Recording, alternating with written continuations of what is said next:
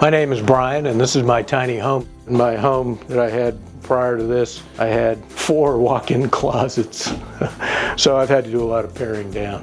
This house was priced a little bit more favorably as it was a resale. Moving into the bathroom, it don't get much smaller than this.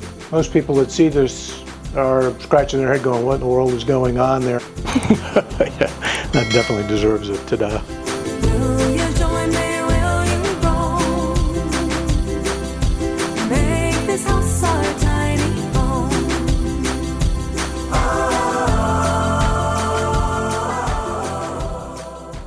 Hi, my name is Brian, and this is my tiny home at Village Farm Tiny Home Community, east of Austin, Texas.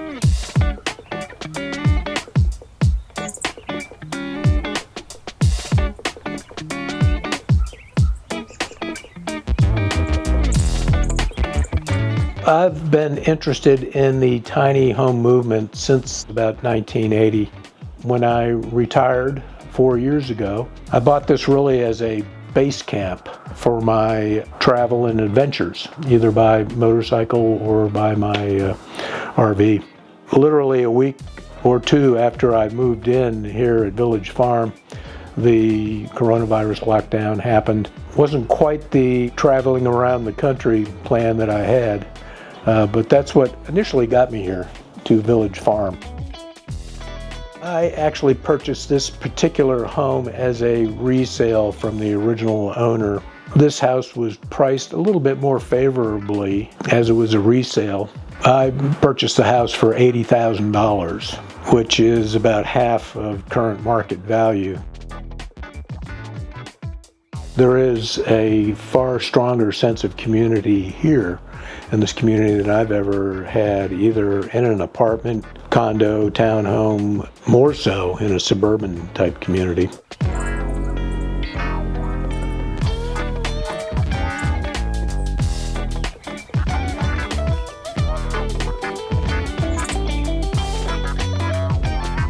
Tiny home living, of course, is a very compact, lower maintenance form of living, and I really enjoy that aspect.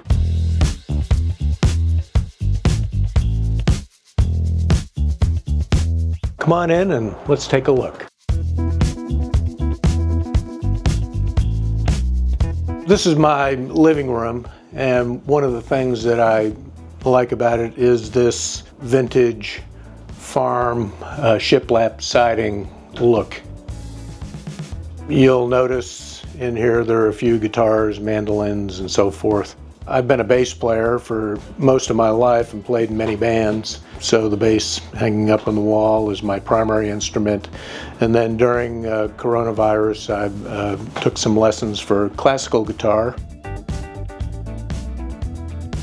Electric fireplace, even a mantle, even though it's not a true fireplace. The crackling fireplace sound, which we're not playing at the moment, is courtesy of Google and my mini home speaker right here. Tell us a joke. What kind of music do bunnies like best? Hip hop. TV is mounted on a gimbal here, so if I'm watching a movie, I can rotate this out. The windows are from floor to ceiling. I'm guessing that's about 12 feet. When I bought the home, I found myself sitting in this tiny living room, feeling a little bit confined. And this opening right here that you see was originally the same as the one into the bedroom here. So this wall went straight up, and this was all paneled in with a shiplap siding, and there was a kitchen cabinet right here.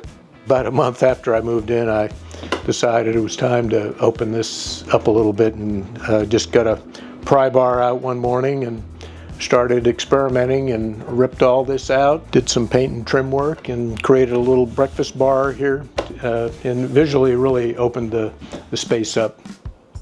Moving in from the living room into the kitchen galley area, some motorcycle travel guides here, some books and so forth, some knickknacks.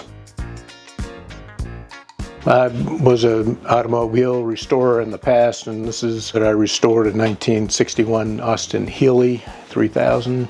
The kitchen is kind of a mix of that farmhouse shiplap siding vibe and more modern bits with this stainless steel Vena hood and backsplash. Huge stainless steel, I think they call these a farm sink actually. For me, as kind of a project guy, this comes in handy for cleaning processes. A little short on counter space in here sometimes, so that is helpful to roll that out and create a little additional space. Surprising amount of drawers and cabinets in the kitchen, behind me here and here, and then some more here, here, and up above. So pretty good amount of storage in the kitchen. Moving into the bathroom, they don't get much smaller than this. Well, I suppose they could, but pretty compact. Just a shower, toilet, of course.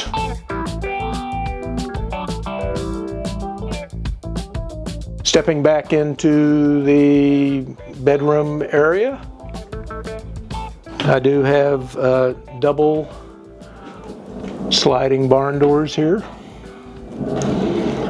It's a nice feature. I love the look of them. A little bit of closet space here. Quite a bit in my home that I had prior to this. I had, I think, 4 walk-in closets. So I've had to do a lot of paring down, as you might imagine. The bedroom here is also the bike garage. These are bikes that I don't want to leave outside, so I have one hanging from the ceiling here and another one down here. Most people that see this are scratching their head going, what in the world is going on there? How do you get that bike down? So pretty simple.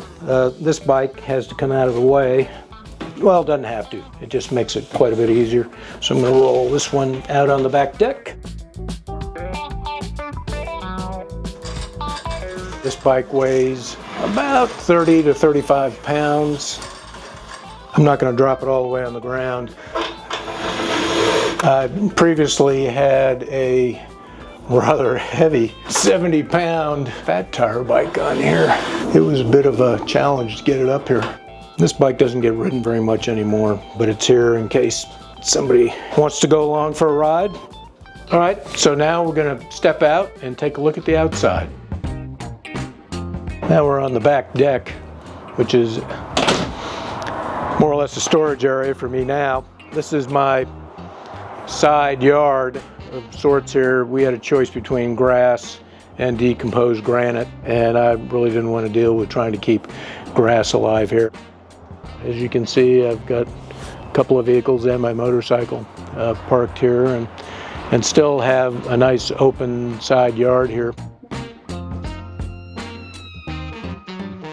This is my 1995 Volkswagen Camper. I'm actually in the process of just finishing up a restoration on it. It's the pop top. I'm just finishing up a lot of details here inside.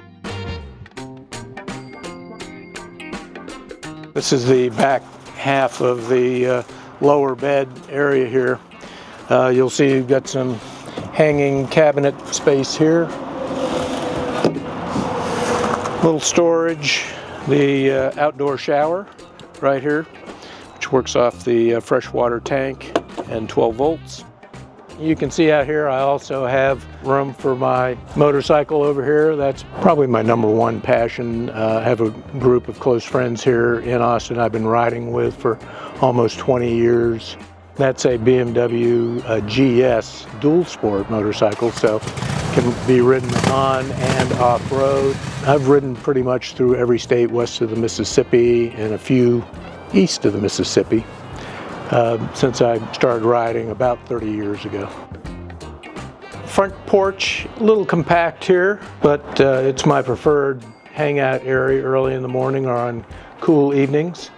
Have a fire pit here I built out of what actually was originally just a side table with a slate top, and I happened to find a fire pit that literally sat perfectly on the shelf down below. I just cut out the cross braces here, and when I'm not using the fire pit, cover fits on just like that. Presto changeo. It's a coffee table and not a fire pit. Yeah, that definitely deserves a ta-da. I typically get a breeze coming from this direction across here. In the afternoons, in the middle of July, the sun is right there, so it gets a little toasty out here, so I have solar shades up here that I can roll down to help block the sun. And these come down and lock into these cleats here. If it gets a little too quiet in here, not enough air movement, I can roll this out. This actually is a part of a tripod. And I clip that in, and that opens this area up, allowing air to come in through this area and across this corner of the deck and still block the sun.